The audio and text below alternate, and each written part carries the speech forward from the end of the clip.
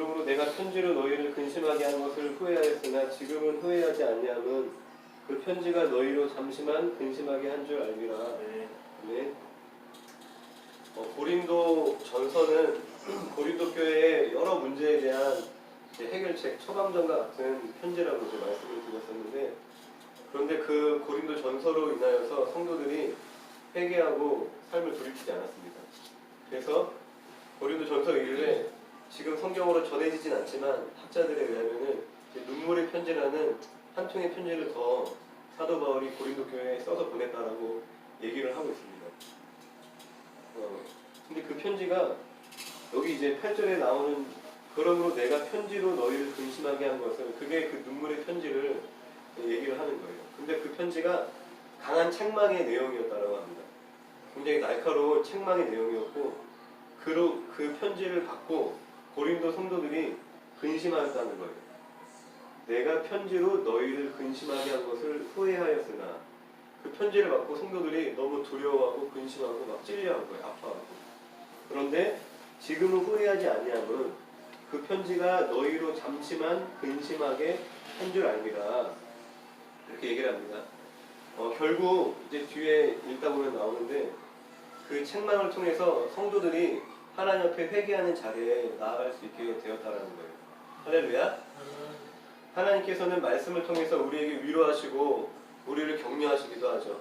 말씀을 통해서 우리의 마음을 어루만지시고 우리의 상처를 싸매시기도 하지만 또 말씀을 통해서 우리를 강하게 하나님은 책망하시기도 합니다. 할렐루야. 그럴 때 우리는 때때로 근심하게 될 수 있어요. 또 고민에 빠질 수 있게 된다는 거죠.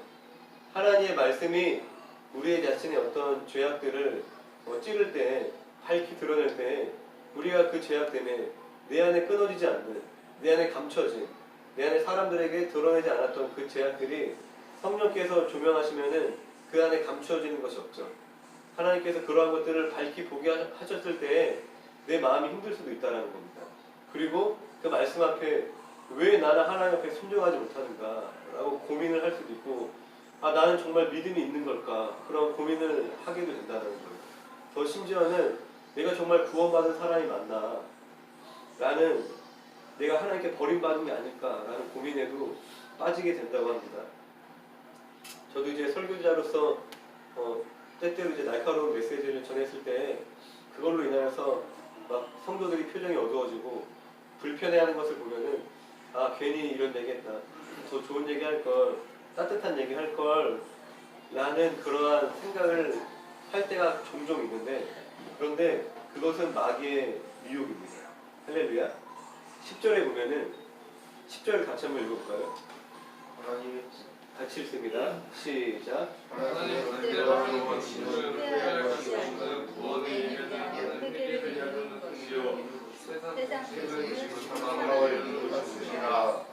하나님의 말씀을 받고 그 말씀대로 그 뜻대로 하는 근심, 내가 하나님 말씀 듣고 항상 기뻐하게만 된다라는 게 아니에요.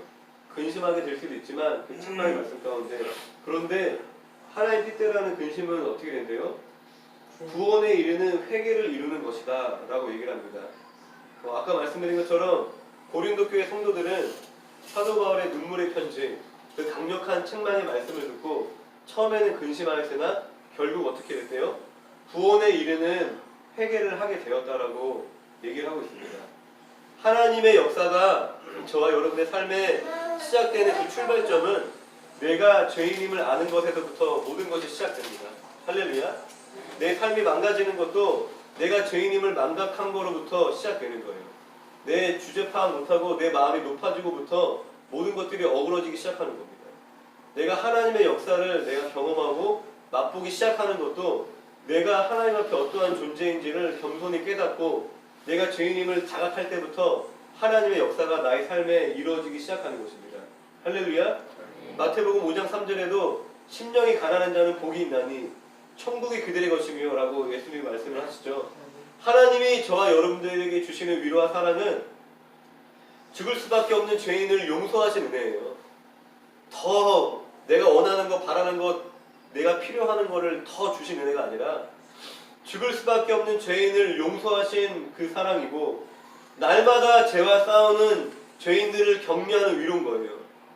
내가 내 마음대로 내 뜻대로 살다가 실패하고 넘어져서 주님 위로해 주세요가 아니라 날마다 내 죄를 통회하고 아파하며 그 죄와 싸우는, 피 흘리기까지 싸우는 그 죄인들을 위로하시는 격려이고, 날마다 회개하는 죄인들을 포기하지 아니하시는 사랑인 것입니다. 하나님이 주시는 모든 것들은 죄와 연결이 되어 있는 거예요. 나의 죄를 용서하신 사랑, 죄와 싸우는 우리를 위로하시는 그 은혜, 그리고 이 죄인을 끝까지 포기하지 아니하시는 그 사랑. 내가 죄인임을 망각하면은 이 모든 은혜와 우리는 멀어지는 것입니다. 히브리서 4장 12절 13절에는 이런 말씀이 있습니다. 하나님의 말씀은 살아있고 활력이 있어 좌우에 날선 어떤 검보다 예리하여 콩과 연과 및 관절과 골수를 찔러 쪼개기까지 하며 또 마음의 생각과 뜻을 판단하나니 지으신 것이 하나님 앞에 드러나지 않음이 없고 우리의 결산을 받으실 이의 눈앞에 만물이 벌거벗은 것 같이 드러나느니라. 아멘. 하나님의 말씀은 모든 것을 찔러 쪼개 밝히 드러나게 한다는 겁니다. 하나님의 말씀 앞에 내가 내 자신을, 우리의 변화의 출발이 뭐냐면은 내가 어떠한 사람인지를 인식하고 자각하는 데부터 우리는 변화가 시작되는 거예요. 시작이 반이에요. 변화되지 않는 케이스는 뭐냐면은 자기 자신을 객관적으로 못 보는 거예요. 주관적으로 나는 이래, 나는 괜찮아, 난 대단해, 내지는 그런 식으로 계속 자기를 방어하면서 생각하는 거예요. 내가 하나님 앞에 내가 어떠한 사람인지, 내가 사람 앞에 어떠한 존재인지를 내가 인식하고 인정하는 데부터 우리의 변화가 시작되는데, 우리는 더 철저하게 하나님의 날카로운 말씀 앞에 우리의 연약함이 드러나야 됩니다. 우리의 마음의 중심까지 밝히 드러나야 되는 것입니다. 할렐루야. 내가 얼마나 이기적이고 내가 얼마나 세속적이고 내가 얼마나 하나님을 마음에 두기 싫어하는지, 나는 하나님 도와주세요 하지만 실상은 하나님 앞에 회개해야 되는 사람일 수도 있는 거예요. 내가 얼마나 교만한지, 그것을 우리가 더 깊이 깨달을수록 십자가의 사랑과 은혜를 더 깊이 또 느끼게 될 줄로 믿습니다. 내가 두루뭉실하게 항상 위로와 격려의 말만 내가 필요로 한다면은 당장 뭔가 위안이 될 수 있어요. 당장 안심이 될 수 있지만 때때로 그것이 주님이 주시는 위로가 아닐 수 있습니다. 그냥 인간적인 육신을 따른 위로는 실상 우리에게 아무런 능력이 없습니다. 할렐루야. 육은 무익한 것이요 살리는 것은 영이니, 우리가 하나님 앞에 내가 죄인임을 깨닫고 고백하며 받는 그 영적인 성령이 주시는 그 위로가 우리를 살리는 힘이 되는 겁니다. 그냥 우쭈쭈 해주길 바라고, 그냥 좋은 게 좋은 걸로 날 덮어주길 바라고, 우리 인간이 그렇잖아요. 나는 용납해주길 바라고 다른 사람은 막 정죄하고, 그냥 제3자가 보면은 똑같은데 되게 이중잣대로 자기는 막 정당하다고, 나는 위로해달라고, 나는 인정해달라고 주장하면서 다른 사람은 조금도 이해하지 못하고 똑같이 자기 자신을 수용하고 용납해달라는 것처럼 다른 사람을 바라보는 것이 아니라, 다른 사람은 뭔가 더 까다롭게 막 정죄하고 저 사람 왜 저래?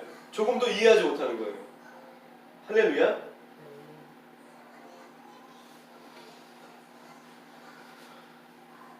내가 은혜 받은 죄인이라는 것을 내가 자각하지 못하면 결국 그 결과는 우리는 육신을 따라 살게 됩니다. 그 사람이 내가 죄인임을 자각하지 못한 상태가 막 목이 곧고 막 당당하고 교만한 모습처럼 보이지 않을 수 있어요. 되게 막 항상 막 징징대고 슬퍼하고 우울해 보이지만 자기가 죄인임을 모를 수도 있어요. 항상 연약하게 도와주세요 하지만 실상 그 마음은 굉장히 높아져 있을 수도 있다는 겁니다. 할렐루야. 굉장히 많은 경우에 자기를 비하하는 사람들은 굉장히 교만한 경우가 많아요. 내가 생각하는 나에 대해서 나는 이러해야 돼, 자기 기준이 굉장히 높은 거예요. 자기도 모르게 그러한 신념에 사로잡혀 있는 거죠. 나는 이러한 사람이어야 되는데 내가 이러지 못하니까 나를 막 비하하고 막 우울하고 막 나약하게 있는 거예요. 그런데 자기 자신에 대한 기대치가 낮죠. 그러면은 내가 조금만 잘해도 굉장히 기뻐요. 와, 감사하다. 내 자신에 대한 기대치가 낮죠. 내가 예를 들어서 뭐 찬양을 하더라도 그냥 자기 만족이 큰 거예요. 내가 요리를 하더라도 난 너무 맛있어. 사람을 다 토하고 있어도 난 너무 맛있어. 난 너무 행복해. 내가 설교를 하더라도 뭔 소리야 하나 못 알아듣겠어. 근데 난 너무 기뻐. 하나님 말씀 전할 수 있는 것 자체가 너무 기뻐, 너무 감사해. 그게 마음이 겸손한 사람의 삶인 겁니다. 내가 죄인임을 깨닫지 못하고 육신을 따라 살아갈 때에 구체적으로 나타나는 모습은 첫 번째로 방종하는 삶을 살게 됩니다. 우리 갈라디아서 5장 19절에서 21절 말씀을 함께 봅시다.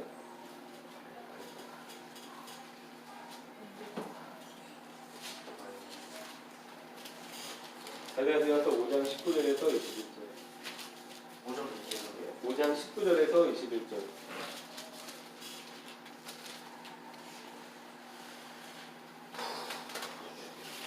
함께 읽습니다. 5장 19절에서 21절까지 말씀을 우리가 목소리를 맞춰서 함께 읽어보겠습니다. 시작. 육체의 일은 분명하니 곧 음행과 더러운 것과 생색과 우상 숭배와 주술과 원수 맺는 것과 분쟁과 시기와 분쟁과 당 찢는 것과 불결함과 이단과 투기와 술 취함과 방탕함과 또 그와 같은 것들이라. 전에 너희에게 경계한 것 같이 경계하노니 이런 일을 하는 자들은 하나님의 나라를 유업으로 받지 못할 것이요. 아멘. 아멘. 육체의 일이 이러하다라고 얘기를 하는 것입니다. 내가 은혜 받은 죄인임을 망각하는 순간에 우리는 이렇게 육체의 일을 행하는 삶을 살 수밖에 없게 된다는 거예요. 그 위에 17절 말씀을 우리가 한 절 더 읽어보겠습니다. 시작. 육체의 소욕은 성령을 거스르고 성령은 육체를 거스르나니 이 둘은 서로 대적함으로 너희가 원하는 것을 하지 못하게 하려 함이니라. 우리가 육체의 일을 이기는 길은 뭐래요? 오직 성령을 따라 살아갈 때 내가 성령을 따라 행하면 우리는 육체의 일을 이길 수 있다라고 얘기를 하고 있습니다. 할렐루야. 성령님이 어떻게 역사하시죠? 십자가 없이는 성령님이 역사하시지 않습니다. 십자가 없이는 우리가 성령의 인도하심을 경험할 수 없습니다. 내가 능력 있는 사역자에게 안수받고 기도받는다고 해서 성령의 사람이 되는 것이 아닙니다. 내가 반드시 십자가를 붙잡을 때, 십자가를 통과할 때에 성령의 역사하심을 우리가 경험할 수 있게 되는 거죠. 할렐루야. 그런데 십자가는 누구를 위한 십자가죠? 의로운 자들, 스스로 의롭게 여기는 자들을 위한 십자가가 아니라 스스로 자신이 죄인임을 고백하는 그 겸손한 자들을 위한 십자가입니다. 내가 정말 죄인임을 깨닫고 그 십자가를 바라볼 때에 그때 우리의 삶에 성령의 역사하시기를 시작한다는 거예요. 내가 그 죄인임을 망각하고 내가 의로운 마음이 나도 모르는 가운데 되었다면은 그때는 이미 십자가는 나와 아무런 상관이 없는 게 되는 것입니다. 그러면은 성령을 따라 행하는 육체를 이기는 승리의 삶을 우리가 살아갈 수 없게 되는 거예요. 없게 된다는 거죠. 할렐루야. 내가 아무리 능력 있게 제가 막 거리에서 찬양하고 사역을 하고 그리고 사람들 보기에 되게 도덕적이고 굉장히 종교적으로 날마다 말씀 보는 삶을 제가 살아간다 하더라도 죄인임을 망각하는 그 동시에 저는 육신을 따라 방종의 길로 점차적으로 갈 수밖에 없게 된다는 것입니다. 또 두 번째, 내가 은혜 받은 죄인임을 우리가 망각했을 때 우리의 삶은 세상적인 방식을 따라 살아가게 됩니다. 할렐루야.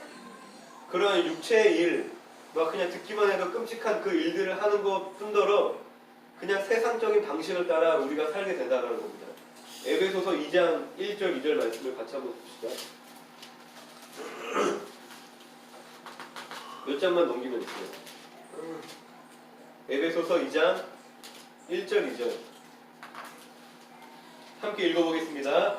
시작. 그는 허물과 죄로 죽었던 너희를 살리셨도다. 그때 너희는 그 가운데 행하여 이 세상 풍조를 따르고 공중의 권세 잡은 자를 따랐으니 곧 지금 불순종의 아들들 가운데 역사하는 영이라. 아멘. 우리가 죄인임을 망각했을 때, 우리가 십자가를 통과했을 때 십자가의 죽음을 통하여서 우리가 영적으로 또 살아남을 경험하게 되는 거죠. 내가 죄인임을 망각하고 십자가가 멀어지면은 우리는 또한 영적으로 죽은 상태에 놓이는 겁니다. 그 영적으로 죽어있는 그 상태의 사람들의 특징이 뭐냐면은 2절에 보면 그때 너희는 그 가운데 행하여 이 세상 풍조를 따르며 이 세상의 풍조를 따르는 삶을 살게 된다는 거예요. 할렐루야. 내가 영적으로 감각이 둔해지고 내가 하나님과 동행하는 삶을 잃어버리게 되면은 우리는 반드시 세상에 관심을 갖고 세상의 말에 귀 기울이고 세상의 그런 것들에 반응을 하면서 세상 풍조를 따르게 된다는 거죠. 예를 들어서 내가 돈이 부족해요, 나의 삶에서. 그러면 어떻게 우리가 해야 되죠? 하나님 앞에 일단 기도해야겠죠. 그 하나님이 각자에게 주시는 해법은 다양할 수 있어요. 어떤 사람한테는 그냥 기도하며 기다리라 할 때도 있죠. 또 어떤 사람에게는 너의 삶을 좀 더 규모 있게 불필요하게 돈이 새어나가는 것들을 너가 가지치게 해라 라고 주님이 말씀하실 수도 있어요. 또 어떤 사람에게는 오히려 내가 돈이 없는데 너가 더 하나님께 드려라, 어떤 어려운 사람을 도우라 라고 하나님이 말씀하실 수도 있어요. 그러니까 성령님이 우리에게 주시는 해법은 다를 수 있습니다.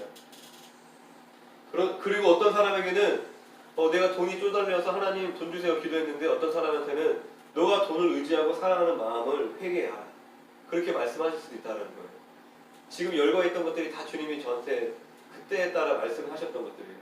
그런데 내가 영적으로 죽어있으면 그냥 기도하지 않고 단순히 세상의 방법대로 그냥 더 많이 일을 합니다. 주일에도 일하고 돈 벌고, 그리고 돈 더 많이 주는 직장 막 찾아보고 있고, 그리고 막 11조도 하지 않고 내가 남을 베풀지도 않고 더 악착같이 모으면서 그냥 인간적으로 그 상황을 해결해 가려고 하는 것이 세상 풍조를 따르는 것입니다. 그리고 내가 인간관계에 어떠한 문제가 생기면 어떤 사람이 나를 불편하게 하는 거예요. 그리고 굉장히 비상식적으로 나한테 행동을 해요. 내가 죄인임을 망각하고 영적으로 죽어있는 사람은 그냥 인간적으로 세상적으로 반응을 하겠죠. 어떻게 하겠어요? 그 사람이 나에게 잘못했어, 나에게 피해를 줬어. 그러면은 당당하게 저 사람이 잘못했으니까 나도 그 사람을 공격하는 거예요. 그 사람을 당당하게 미워하고 욕합니다. 내지는 그냥 갈등이 싫으니까 그냥 회피해버립니다. 그건 사랑도 아니고 용서도 아니고 그냥 회피하고 마음에서 선을 딱 그어버려요. 제가 교회를 다닌 지 얼마 안 됐을 때 너무 충격적이고 그때 당시 너무 어린 마음에 교회에 대한 어떤 이상이 있었는데, 교회 다니는 사람들이 너무나 인간적이고 똑같은 것을 보고 처음에 되게 충격을 받았어요. 근데 물론 이제 교회 안에도 죄인들이, 연약한 사람들이 모이는 곳이기 때문에 충분히 그럴 수 있다는 것을 나중에는 이해를 했지만, 그런데 우리가 신앙의 연수가 쌓이면서 우리의 삶이 더 영적인 삶을 살게 되기를 주님의 이름으로 축원드립니다. 우리가 그렇게 세상 풍조를 따라 살게 되면은 우리가 읽었던 본문 고린도서 7장 10절 후반부의 말씀처럼 세상 근심은 사망을 이루는 것이니라. 세상 근심에 반드시 빠지게 됩니다. 세상 방법을 따라, 세상의 풍조를 따라, 그냥 내가 너무나 익숙하게 나의 경험을 따라 내가 이전에 살아왔던 그 습관대로, 방식대로 우리가 삶을 흘려보내면 반드시 세상 근심에 빠지게 됩니다. 그 세상 근심은 어떻게 된대요? 사망을 이루는 것이니라 라고 말씀을 하십니다. 그 사망이 뭐예요? 영적인 죽음, 하나님과의 관계가 단절되고 주님 주시는 평강과 감사와 기쁨이 사라지고 내 기도가 식어지고 내가 하나님을 향한 마음이 내가 식어지고 뭔가 하나님 마음이 잡히지 않고 느껴지지 않고 내가 영적으로 뭔가 때가 낀 것처럼 뭔가 뻑뻑해지는 거예요. 충만하지 않고. 할렐루야. 내가 죄인임을 마음에 깊이 새기고 있는 사람이라면 그러한 세상의 문제들 앞에서 그냥 단순히 인간적으로 반응하는 것이 아니라 우리 자신을 하나님 앞에 돌아보겠죠. 그리고 하나님이 내게 원하시는 것이 무엇인지 깊이 기도하고 고민하게 됩니다. 이것이 우리를 구원에 이르는 회개라고 사도 바울이 얘기하는 겁니다. 이러한 근심 앞에서, 문제들 앞에서 하나님 뜻대로 근심하는 사람들은 구원에 이르는 회개, 우리를 성화시키고 우리를 변화시키고 온전하게 만들어 간다는 거예요. 그런데 내가 육신적으로 하는 세상 근심은 우리를 더 죽게 만든다는 것입니다. 초대교회 때 이러한 이단들이 있었습니다. 하나님은 사랑이신데 어떻게 지옥이 있을 수 있냐? 하나님은 사랑이신데 어떻게 하나님이 인간을 심판하시냐? 그건 말도 안 된다. 그렇게 사람들을 미혹하는 이단이 있었대요. 하나님이 책망하신다는 것, 심판하신다라는 것 자체를 굉장히 부정적으로 받아들이고 하나님에 대해서 오해하는 그런 이단들이 있었다는 거죠. 할렐루야.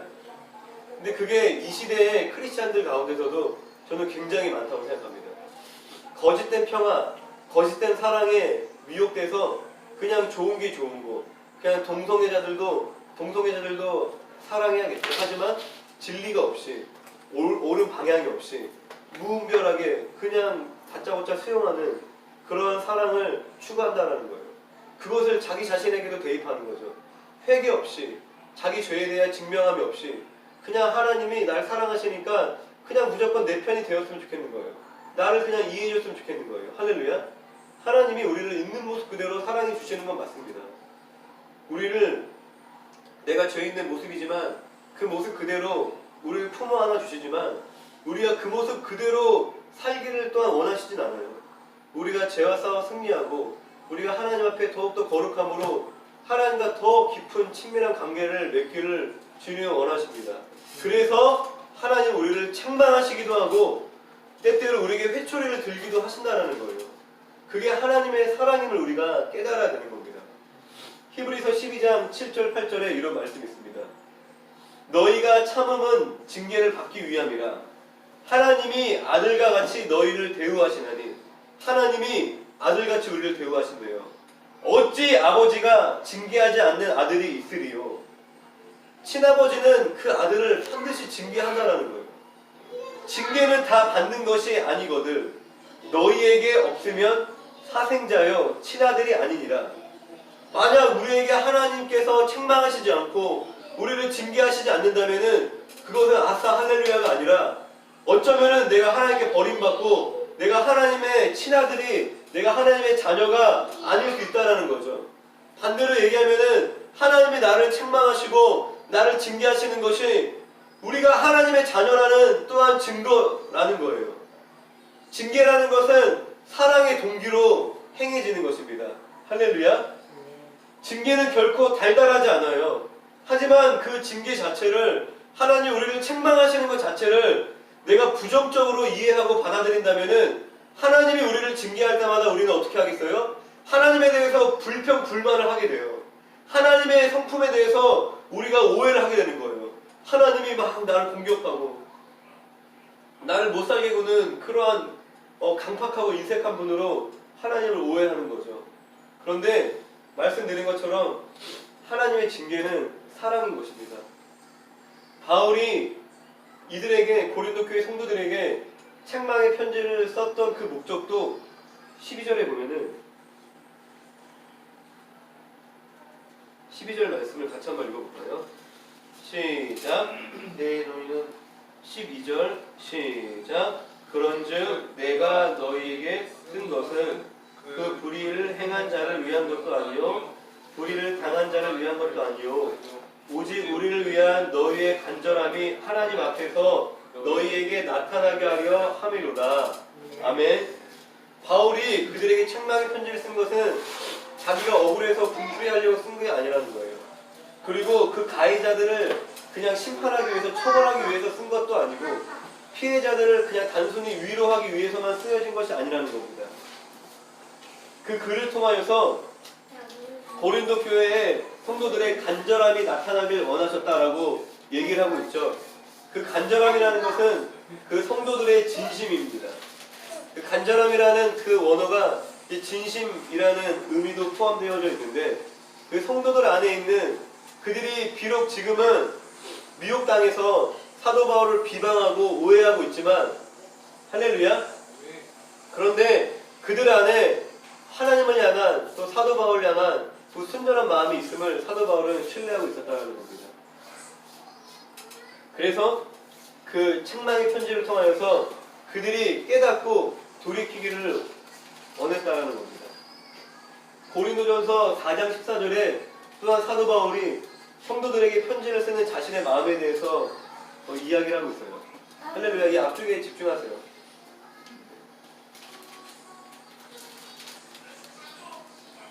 그냥 이제 없는 사람처럼 생각하시면 돼요. 고린도전서 4장 14절에 사도 바울이 이렇게 얘기합니다. 내가 너희를 사도 바울이 성도들에게 편지를 쓸 때 그의 마음이 이랬다라는 거예요. 고린도전서 4장 14절에 내가 너희를 부끄럽게 하려고 이것을 쓰는 것이 아니라, 사도 바울의 글이 굉장히 날카롭죠. 때때로 분명한 진리를 밝히 타협함이 없이 돌려 말하지 않고 분명하게 얘기를 하고 있기 때문에, 그런데 이러한 편지를 서신을 쓰는 것이 내가 너희를 부끄럽게 하려고 이것을 쓰는 것이 아니라 오직 너희를 내 사랑하는 자녀같이 거다려 하는 것이다 라고 사도 바울은 얘기하고 있습니다. 할렐루야. 책망 속에 담겨진 하나님의 그 마음을, 그 하나님의 사랑을 우리가 볼 수 있어야 됩니다. 제가 하나님의 징계, 하나님의 심판을 설교할 때 항상 생각나는 딱 두 집사님이 계세요. 그 말씀을 항상 묵상할 때마다 하나님이 그 두 분을 보게 하신 게 저한테는 큰 은혜인 것 같아요. 하나님의 마음을 알려주시려고 보게 하신 건데, 첫 번째는 제가 예전에 어떤 교회에서 어느 집사님하고 잠깐 대화를 하는데, 그 집사님이 남자 집사님이신데 그 중학교 1학년 아들에 대한 얘기를 잠깐 했어요. 지나 길에 걸어가다 만나갖고 그 아들을 한 번도 본인이 혼낸 적이 없는데, 어느 날 그 아들이, 엄마가 그 아들한테 막 뭐라고 잔소리를 했대요. 그 아들이 이제 막 듣고 그냥 이렇게 얘기를, 엄마가 얘기 다 끝나니까 이제 나갔대요. 그런데 이렇게 나가는 길에 그 아빠가 이렇게 들어온 거예요. 근데 그 아들이 나가면서 아 씨발 하면서 나가는 거를 그 아버지가 본 거예요. 그러면서 아 이건 아니다 싶어갖고 그 아들을 처음으로 불러갖고 정말 못되게 혼냈대요. 그런데 제가 인상 깊었던 거는 그분이 그 얘기를 하면서 우시는 거예요. 자기 아들을 처음으로 그렇게 혼내면서 이건 정말 아니고 싶어서 혼냈다라는 얘기를 하면서 글썽글썽 하시는 거예요. 마음이 너무 아프셨고. 그 모습을 보면서 와, 우리를 징계하시는 하나님 아버지의 마음이 이러한 마음이지 않을까. 그러니까 이러한 것을 한 번 더 본 적이 있는데, 근데 정석 형제를 처음 만났을 때예요. 네, 날 거예요. 네, 기억나죠. 그래서 우승했습니다. 네, 어느 수련회에 가서 제가 정석 형제님을 처음 만났는데, 그때 소그룹 모임을 했어요. 여러 그룹으로 나눠졌는데, 그때 제가 기억해요. 공교롭게 같은 소그룹이었어요. 그때는 이제 몰랐죠, 서로. 근데 그때 어떤 아버님이 또 자기 이제 과거에 대해서 나누는데, 자기 아들을 정말 모질게 혼낸 적이 있대요. 또 그 얘기를 하면서 막 불성불성 하시는 거예요. 그런데 나중에 그 아들이 다 컸을 때 그 아들한테 물어봤대요. 뭔가 그 아들한테 그 아들의 마음에 그게 남아있을까봐 되게 걱정돼서 물어봤다는 거예요. 아빠가 어릴 때 너 이렇게, 이미 그 아들은 결혼도 하고 되게 장성했어요. 너 이렇게 혼내는 거 기억나냐? 그거에 대해서 사과하고 싶다. 근데 그 아들이 하는 얘기가 기억이 안 난다는 거예요. 아빠 나는 전혀 기억 안 나는데요. 그러니까 혼난 아들은 기억도 안 나요. 그런데 혼낸 아버지는 그게 잊혀지지 않는 거예요. 그 아들에 대해서 책망한 거에 대해서. 사도 바울의 마음도, 하나님 아버지의 마음도 이러하실 줄로 믿습니다. 성경의 예언대로 예수님이 재림하시기 전에는 큰 환란이 올 것입니다. 할렐루야. 그런데 그 환란이 어떤 이들에게는 심판이 될 거예요. 그리고 그 환란이 어떤 이들에게는 하나님 앞에 다시 한번 마지막으로 돌아갈 수 있는 기회가 될 수도 있고, 그리고 어떤 이들에게는 그 환란이 기쁨이요 소망이 될 수도 있습니다. 우리가 마지막 환란의 때를 견디기 위해서는 우리의 믿음을 잘 준비해야 되기도 하겠지만, 그 심판 가운데 담겨진 하나님의 마음을 우리가 또 이해해야 합니다. 그래야지만 우리가 고통이 왔을 때 그냥 하나님을 향하여서 마음이 강팍해지지 않을 수 있어요. 하나님 왜 이러시지? 그리고 내가 두려움에 사로잡히지 않을 수 있습니다. 그 환난 가운데 우리가 하나님 앞에 더 바로 서기를 원하시는, 내가 하나님 앞에 진정으로 회개하기를 원하시는 그 하나님의 사랑을 우리가 붙잡아야 되는 줄로 믿습니다. 할렐루야. 같이 한번 기도하기 원합니다.